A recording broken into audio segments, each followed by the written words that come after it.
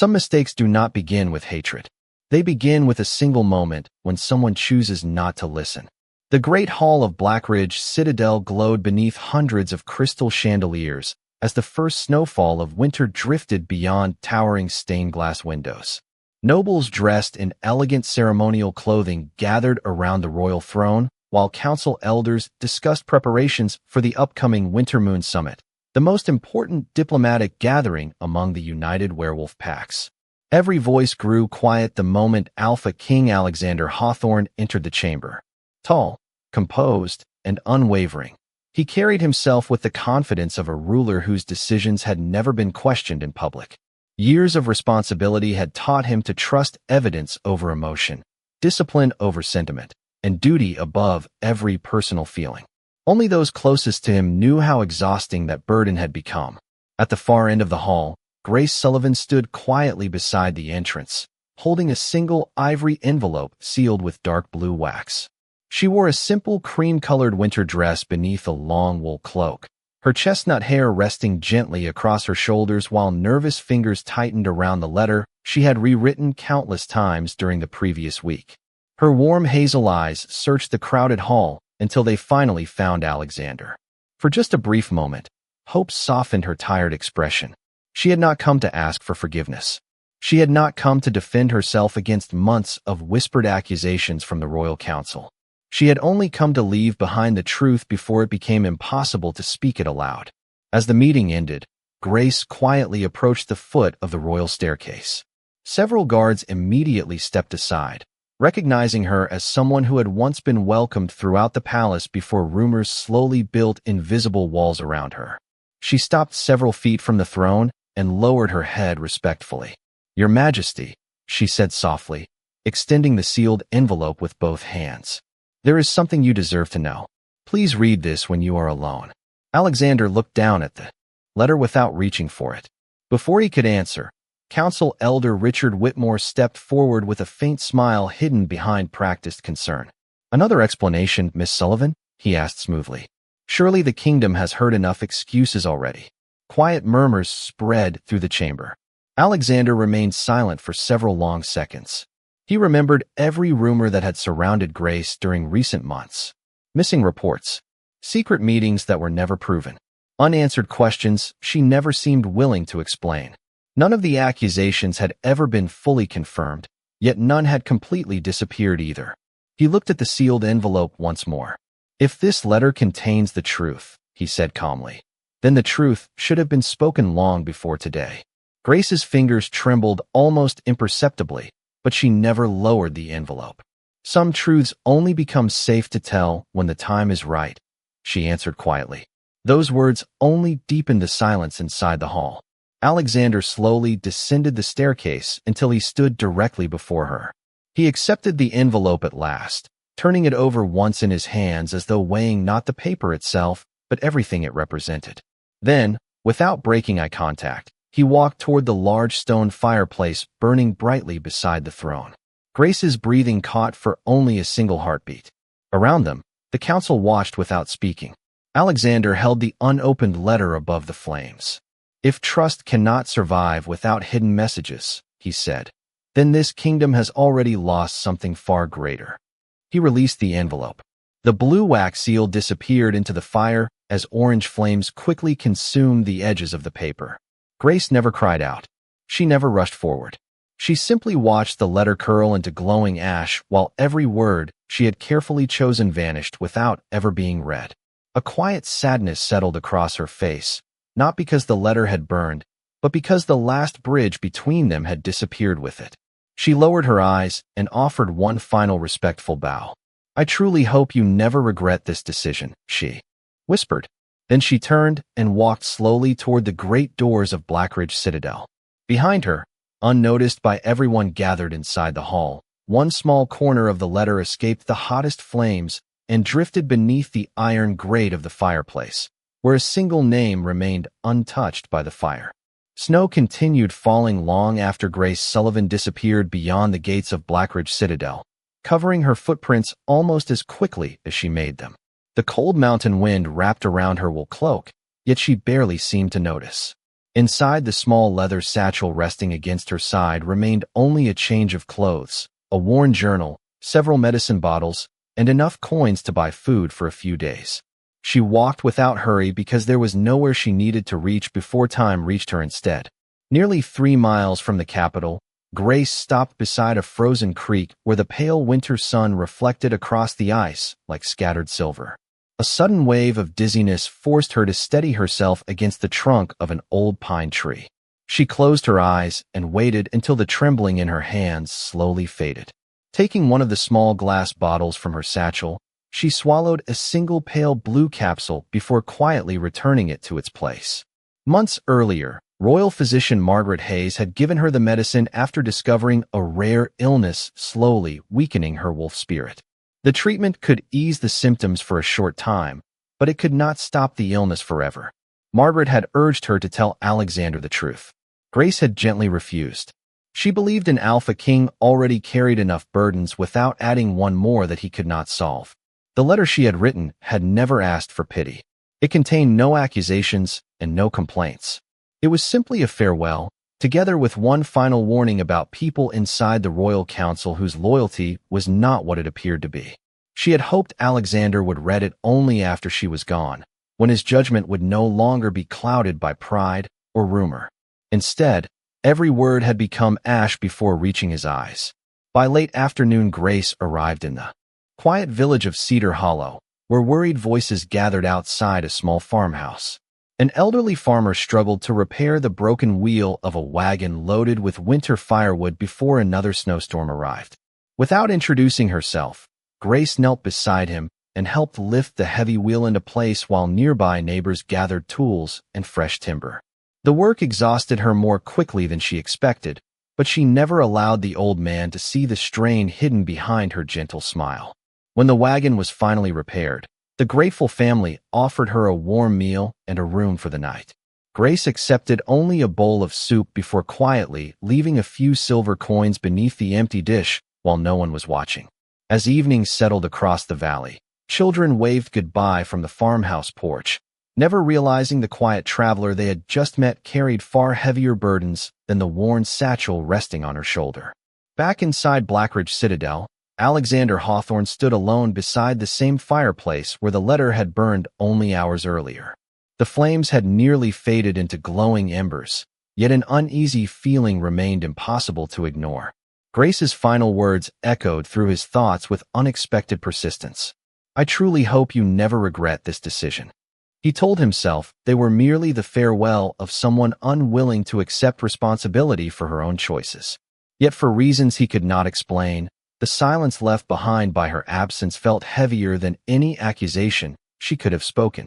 Outside, snow continued falling across the kingdom, carrying Grace farther from the palace with every passing mile, while the truth she had tried so desperately to leave behind rested unnoticed beneath a layer of cooling ashes. The following morning, the palace servants began clearing the ashes from every fireplace inside Blackridge Citadel before the arrival of foreign delegates for the Winter Moon Summit.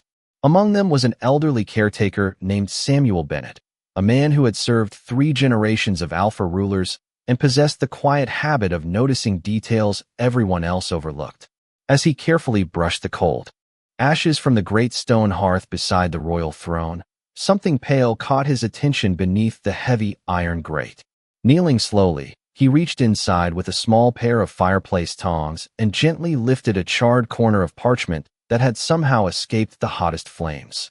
Most of the page had turned black, but a few words remained untouched. Samuel frowned as he carefully unfolded the fragile fragment. Only part of a sentence survived. "If anything happens." The remaining words had disappeared into ash. He turned the paper over and noticed another detail. Near the bottom of the page, written in darker ink than the rest of the letter, one name remained almost perfectly preserved. He could not understand why that single line had escaped the fire while everything around it had vanished. Knowing the fragment might still hold importance, Samuel carried it directly to the royal study. Alexander Hawthorne was already reviewing reports for the upcoming summit when the old caretaker entered quietly. "Your Majesty," Samuel said respectfully, placing the burned fragment onto the polished oak desk. I believe this belonged to the letter Miss Sullivan delivered yesterday. Alexander looked down with little interest at first. He had already convinced himself the letter contained nothing capable of changing his decision. Yet as his eyes settled upon the surviving words, an unfamiliar feeling stirred inside him. If anything happens, he repeated softly. The unfinished sentence lingered in the silence like an unanswered question. His attention then shifted to the name preserved at the bottom of the page. Margaret Hayes. Alexander immediately recognized it as the name of the kingdom's royal physician. He stared at the fragment longer than he intended. Why would Grace mention Margaret in a farewell letter? She rarely involved anyone else in personal matters. Before he could answer the question himself, a palace attendant entered carrying the morning correspondence. Your Majesty, the attendant announced, one more matter requires your attention. Miss Sullivan's cottage has been completely emptied. According to the neighbors, she left before sunrise yesterday and told everyone she would not be returning. Alexander slowly lowered the burned fragment onto his desk. Until that moment, he had believed Grace would eventually come back after emotions had settled. The news that she had abandoned her home entirely unsettled him more than he expected. She had left no forwarding address, no message, no destination. It was as though she had quietly erased herself from the kingdom without asking anyone to notice. After the attendant departed, Alexander walked toward the tall windows overlooking the snow-covered courtyard below. He remembered seeing Grace there countless times, delivering blankets to elderly villagers during winter or helping palace children build snow wolves while everyone else remained occupied with royal affairs. Those memories had always seemed ordinary. Now they returned with unexpected clarity. Samuel remained standing near the doorway before speaking once more. Forgive an old servant for saying this, Your Majesty, but Miss Sullivan never struck me as someone who wasted words. If she wrote a final letter, I believe she had a reason. Alexander remained silent, still holding the burned fragment between his fingers. Outside, fresh snow covered every path leading away from Blackridge Citadel, hiding the direction Grace had taken.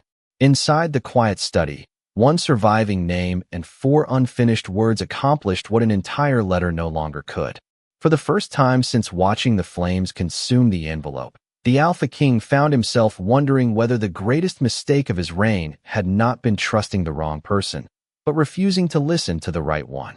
Grace Sullivan continued traveling north as winter settled more deeply across the mountains, stopping only when exhaustion left her with no other choice.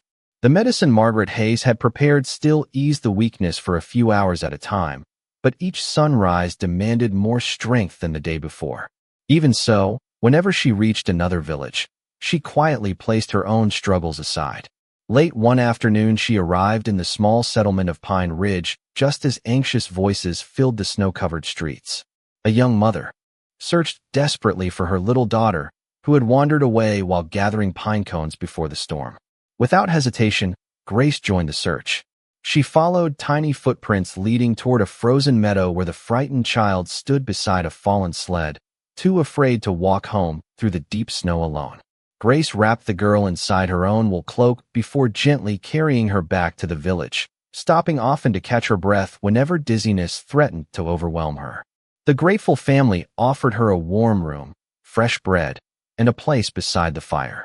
Grace accepted only a cup of tea before quietly leaving before dawn while everyone still slept.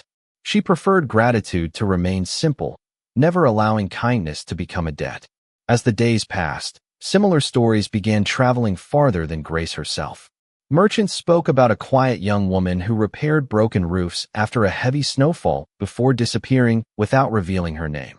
Hunters described an Omega who stayed with an injured traveler throughout an icy night until help arrived.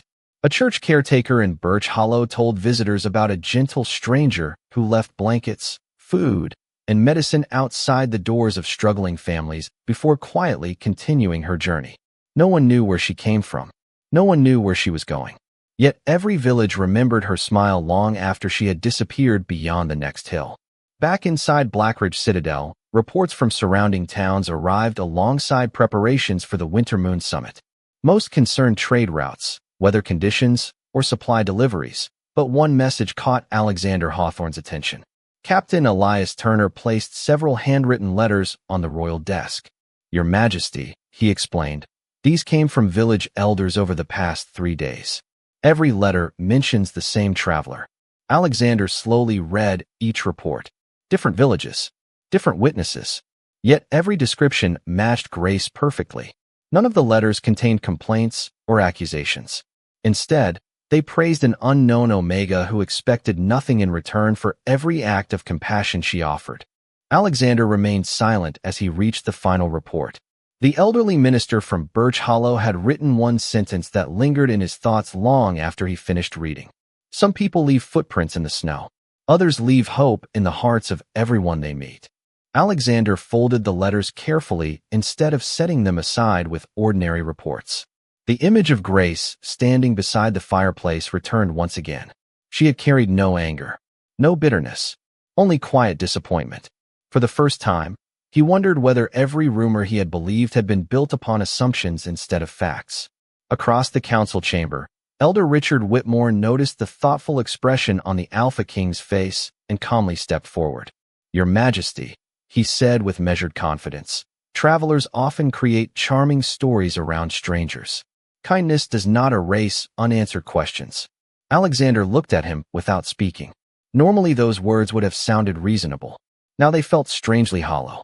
Outside the palace windows, fresh snow continued covering the roads leading away from the kingdom, while somewhere beyond the distant forests, the woman everyone had doubted continued changing lives without asking anyone to remember her name. For the first time since she walked away, Alexander found himself hoping those roads had not carried her farther than he could still reach. The following morning, Alexander Hawthorne summoned royal physician Margaret Hayes before the first council meeting began. The elderly healer entered the royal study carrying a leather case filled with medical journals, expecting another routine discussion about preparations for the Winter Moon Summit.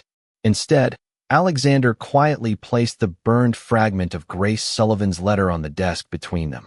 Margaret's calm expression changed the instant she recognized the surviving piece of parchment. For several long moments, she said nothing. Alexander watched her carefully. "Grace wrote your name," he said quietly. "I need to know why." Margaret gently closed her eyes before answering. "Because I was the only person who knew the truth she could not bring herself to tell you." The room fell silent. Alexander remained standing beside the window while snow drifted slowly across the palace gardens below. Margaret opened her leather case and removed a sealed medical record bearing Grace's signature. "Several months ago," she explained softly, "Grace came to me after suffering unexplained weakness, persistent exhaustion, and changes within her wolf spirit. Every examination reached the same conclusion. She had developed a rare illness that slowly drained her life force. I created medicine to ease the symptoms, but I could not promise a cure." Alexander stared at the report without touching it. "Why was I never informed?" Margaret's voice carried quiet sadness. "Because Grace begged me not to tell you. She believed you already carried the weight of an entire kingdom. She refused to become another burden you could not remove." Alexander slowly lowered his eyes. Margaret continued, "The letter was never written to defend herself. It was written because she feared she would leave this world without telling you 2 things. She paused before continuing. "First, she wanted you to know that many of the accusations surrounding her were carefully encouraged by members of the royal council who did not want certain secrets exposed.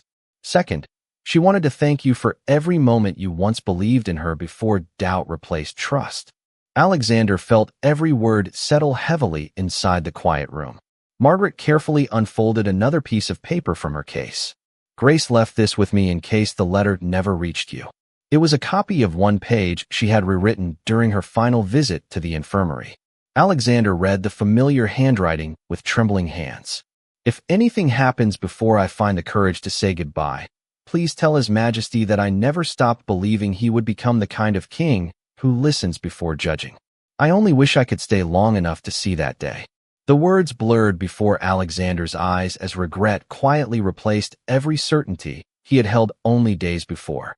He remembered the moment he had watched the envelope disappear into the flames. He remembered Grace standing silently beside the fire, offering neither anger nor excuses. Now he understood why. She had not come asking to be believed. She had come to leave him the truth before time took away the chance forever. Margaret gently closed the medical record. She left Blackridge because she wanted you to remember a healthy woman, not someone slowly losing her strength. That was the final kindness she believed she could still give you. Long after Margaret departed, Alexander remained alone in the study holding the copied page. Outside, council members gathered for another day of royal business, unaware that the foundation of everything the Alpha King believed had just begun to crumble. He finally understood that the greatest loss had not been the letter reduced to ashes. It had been the trust he had destroyed before allowing a single honest word to be heard. Alexander Hawthorne canceled the remainder of the day's royal meetings, a decision that surprised everyone inside Blackridge Citadel. For years he had never allowed personal matters to interrupt the responsibilities of the throne, yet now every report waiting on his desk felt insignificant compared to the questions filling his mind. He returned to memories he had not visited in months, replaying conversations with Grace Sullivan that once seemed ordinary but now revealed details he had completely misunderstood. He remembered the morning she quietly convinced a frightened young wolf to return home after becoming lost during a festival, asking for no recognition after reuniting the child with grateful parents. He remembered how she had organized winter supplies for remote villages while insisting the donations be credited to the royal treasury instead of herself because she believed kindness became smaller the moment it searched for applause. He remembered finding a warm cloak draped over his chair after a late council session during the coldest week of winter, never discovering who had left it there because Grace had slipped away before anyone noticed. At the time, he had accepted each gesture without another thought. Now, every memory carried a painful clarity. None of those actions belonged to the woman the rumors had described. Determined to separate truth from assumption, Alexander ordered Captain Elias Turner to retrieve every report connected to the accusations made against Grace during the previous year. Together, they spent hours examining witness statements, financial records, patrol logs, and council recommendations. The more Alexander read, the more inconsistencies appeared. Important testimonies had disappeared before reaching his desk. Meetings Grace had supposedly attended had no confirmed witnesses outside anonymous reports submitted through the council.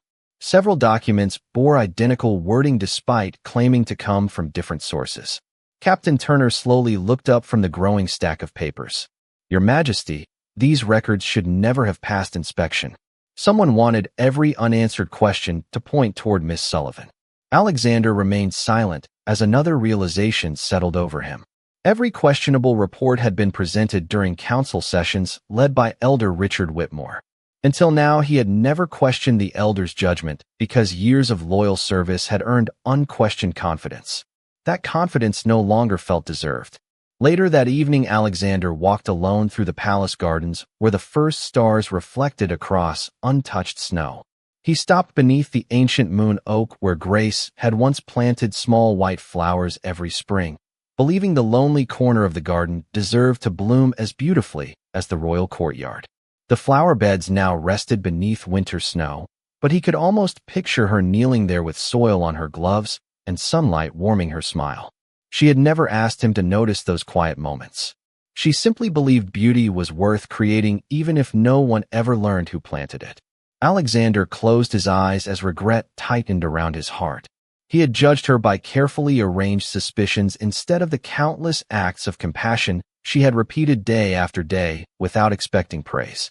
At that very moment, many miles beyond Blackridge, Grace rested inside a modest mountain chapel after helping volunteers prepare meals for families stranded by heavy snowfall.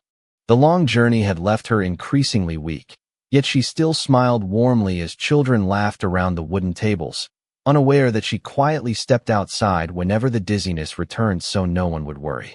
Looking toward the distant mountains hidden beneath the evening sky, she whispered a simple hope that Alexander would someday discover the truth, not for her sake, but because a king who learned to listen could protect countless others from suffering the same misunderstanding. Far away beneath the silent branches of the moon oak, Alexander opened his eyes with quiet determination. He could not undo the flames that had consumed her farewell, but he could still uncover every lie that had stolen her trust. And for the first time since she walked away, he vowed that he would not stop searching until he found her and faced the truth with nothing left standing between them except honesty. Alexander Hawthorne left Blackridge Citadel before sunrise with only Captain Elias Turner and a small escort, refusing the larger royal procession his advisors insisted upon.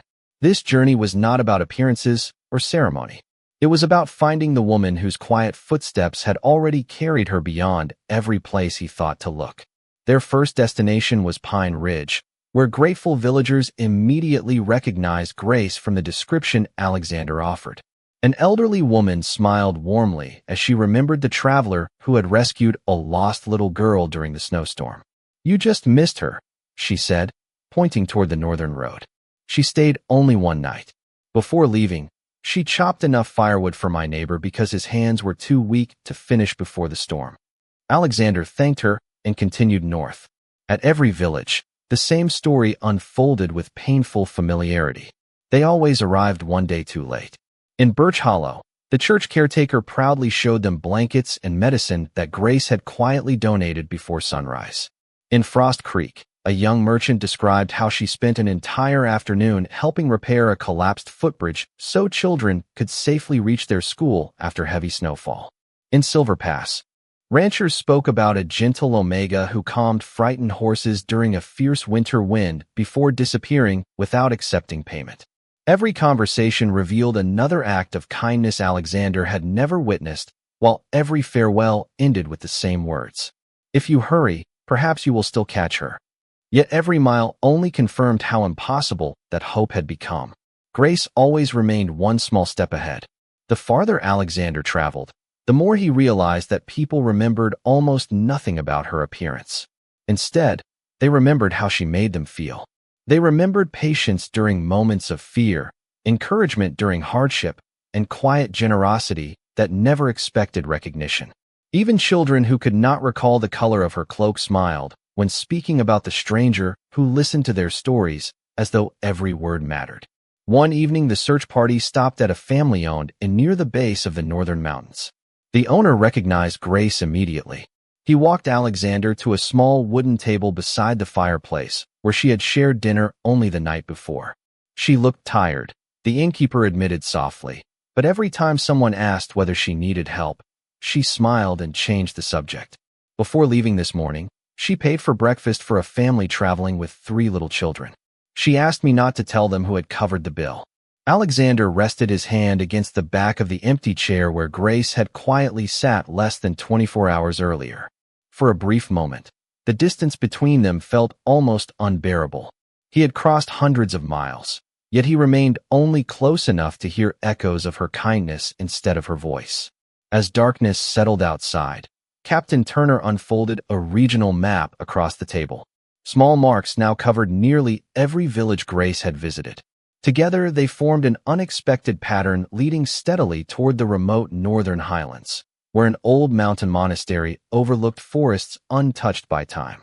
"There is little beyond this point except the monastery," Turner observed.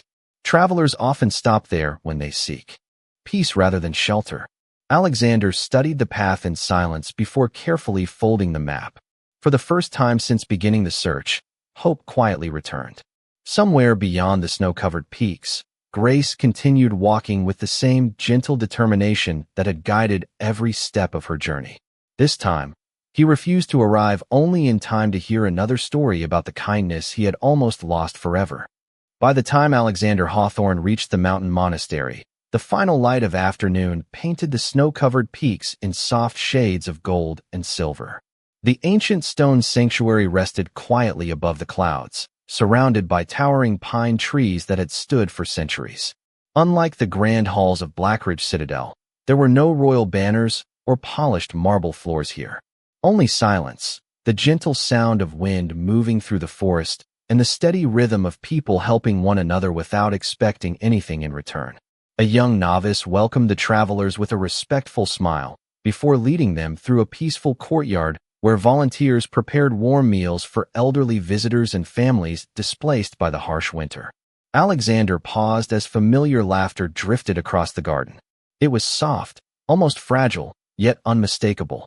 He turned toward the sound and saw Grace Sullivan kneeling beside a wooden bench, patiently helping an elderly woman wrap fresh bandages around an injured wrist. Her movements were slower than he remembered, and the color had faded slightly from her face, but her gentle smile remained exactly the same. For a long moment, Alexander could not move. Every mile he had traveled, every unanswered question, every regret he had carried suddenly led to this quiet scene. Grace looked up as though sensing someone watching her.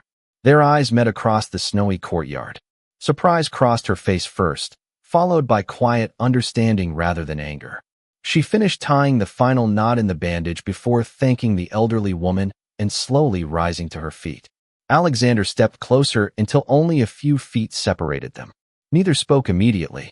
The silence between them carried more honesty than any speech either had prepared.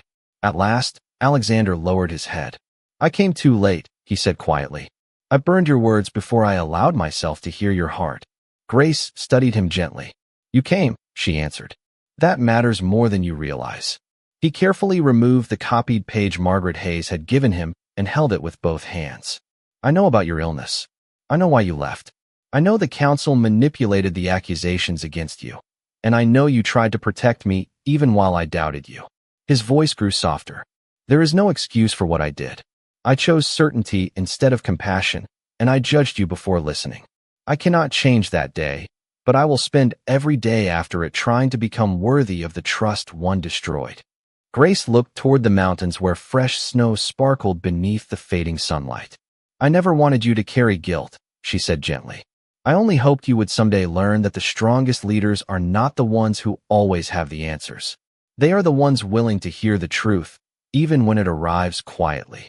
A brief wave of weakness passed through her, and she instinctively reached for the nearby bench to steady herself. Alexander stepped forward but stopped before touching her, allowing her to choose the distance between them. After a quiet moment, Grace offered him a small, reassuring smile. "Thank you for stopping," she whispered. "You finally listened." Emotion filled Alexander's eyes as he nodded. "And I will keep listening for the rest of my life." Snowflakes drifted gently around them while the monastery bells echoed across the mountains.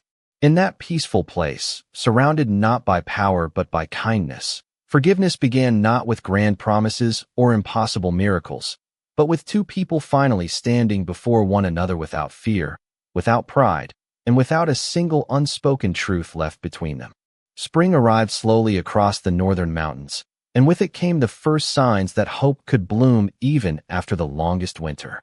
Under Alexander Hawthorne's direct command, a full investigation uncovered years of manipulated reports, concealed testimony, and carefully arranged rumors that had quietly poisoned the trust within Blackridge Citadel. Witnesses who had once been afraid to speak finally stepped forward, while forgotten records revealed how several council members had distorted the truth for their own influence. Elder Richard Whitmore and those who had helped spread deception were peacefully removed from their positions and replaced by leaders chosen for integrity rather than ambition. Throughout the kingdom, Alexander publicly accepted responsibility for failing to question what he had been told. Standing before citizens gathered in the palace courtyard, he admitted that a ruler who stopped listening became vulnerable not only to lies, but also to losing the people who deserved protection the most. His honesty surprised the kingdom far more than any royal decree ever had. At the mountain monastery, Margaret Hayes continued visiting Grace Sullivan, adjusting her treatment as warmer weather gradually strengthened both body and spirit. Although the rare illness had once seemed impossible to overcome, months of careful medicine, peaceful surroundings, and freedom from constant emotional strain slowly restored the balance within her wolf spirit. Each passing week allowed her to walk a little farther without exhaustion and smile a little more easily without hiding quiet pain behind gentle eyes. Alexander visited often, never demanding forgiveness and never asking Grace to return before she felt ready. Instead, he joined the volunteers, carried supplies through the mountain trails, repaired weathered fences, and quietly served meals beside the same people Grace had been helping long before he arrived. For the first time in many years, he experienced leadership without a throne beneath him. One bright afternoon, as wildflowers began covering the hillsides surrounding the monastery, Grace found Alexander standing beneath an old cedar tree holding a small ivory envelope sealed with dark blue wax. He smiled softly before offering it to her with both hands. "This one belongs to you," he said. Grace accepted the envelope with quiet curiosity and gently opened it. Inside rested a single handwritten page. There were no royal commands, no formal titles, and no complicated promises. Only one simple message written with complete honesty. From this day forward, I will read every word your heart is afraid to speak before I allow fear, pride, or rumor to decide what I believe. Thank you for teaching me that true strength begins with listening. Grace looked up as tears of gratitude quietly brightened her eyes. She folded the letter carefully and placed it close to her heart. Then perhaps, she whispered with a peaceful smile, the hardest goodbye was never the end. It was the beginning of the king you were always meant to become. Together they returned to Blackridge Citadel, not to erase the past, but to build something wiser from it. The palace gardens bloomed once again beneath Grace's care, filling the once-forgotten corners with white flowers that reminded everyone how kindness often grew in places overlooked by pride.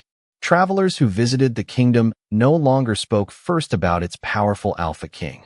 They spoke about a ruler who listened before judging and an Omega whose quiet courage transformed an entire kingdom without ever seeking recognition. And every winter, when snowflakes drifted gently across the great fireplace where one farewell letter had become ashes, another letter rested safely inside the royal library as a lasting reminder that words spoken with love should never be dismissed before they are heard, because sometimes the smallest voice carries the truth capable of changing every destiny forever. Thank you so much for staying with us until the very end of this story. We'd love to hear your thoughts. What was your favorite moment? And what message or lesson did you take away from Grace and Alexander's journey? Share your opinion in the comments below and join the conversation with fellow story lovers. If you enjoyed this tale, please give the video a like, share it with your friends, and subscribe to Alpha's Regret Stories. Don't forget to turn on notifications so you never miss our next exciting story filled with romance, drama, betrayal, and unforgettable twists. See you in the next story.